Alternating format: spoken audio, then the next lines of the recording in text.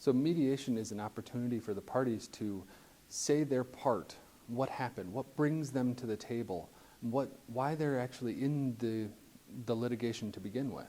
And they get to say it in their way. Rather than following the rules of evidence or having to be deposed or being cross-examined, they actually get to say it in their way and all the things that matter to them, even if it's not admissible in the courts. Some of the most important benefits of mediation are to avoid the time and cost of discovery and protracted litigation, and also to allow clients to be in control of resolving their cases in a way that they are comfortable with and that will result in a durable agreement. Mediators are trained to be empathetic listeners, to encourage the parties to talk about things in a way that they haven't been able to yet in the litigation. And so having the parties be able to say what they want, how they want to say it, can help them to get beyond it.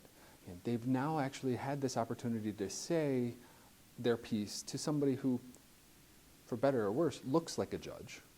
Even though the mediator doesn't decide the case, they're at least somebody who's a neutral third party who gets to be told all the information. And then that mediator can use that information to help that person be okay with resolving the case. And so it's important that the mediators be well trained and not just someone who has been litigating for 35 years and decides that this is how they want to retire.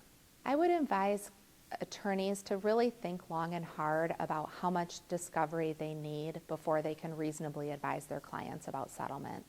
Often it's a lot less than they may initially think. And the reason for that is because discovery can be protracted and can be expensive, but in most cases does not give a clear answer to disputed facts, disputed law, or disputed application of facts to the law. It's important to prepare the mediator for what you want that mediator to do during the mediation session. If you want the mediator to be a potted plant, let him know. If you want that mediator to be involved and to be directing the process one way or another, let them know ahead of time. To just say, I want an evaluative mediator, I want a facilitated mediator, doesn't really mean what you think it means. And so it is very important that you lay out for the mediator what you want them to be involved in during the process and how you want them to react and what types of things that you think might be helpful for your client or for the other side in helping to resolve the matter. I would advise attorneys to prepare the client by meeting with them, talking about what the mediation process will be like, what the role of the mediator is, and how their role is going to be different than in an adversarial context of a trial, for example.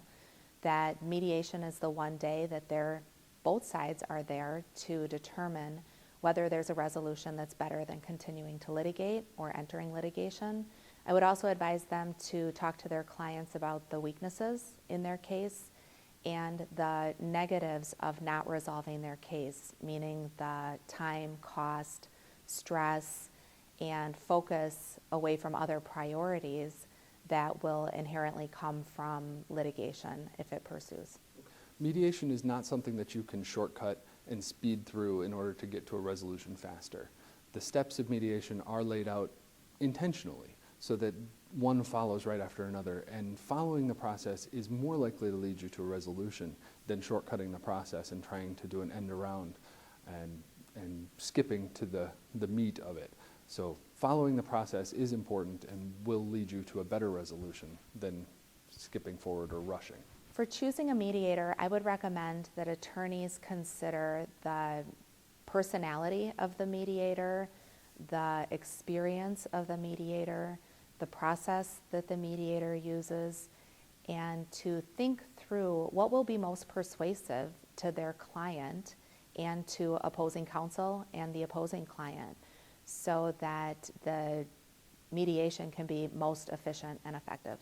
Not every case should settle in mediation. I'm a big advocate of mediation. I think that mediation can be extremely helpful in many cases, but there are some cases that won't resolve in mediation and some cases that shouldn't resolve in mediation. But even those cases that don't resolve in mediation often there's a benefit to the mediation, and sometimes they will resolve a week later or 2 weeks later based on the forward progress that was made during the mediation session.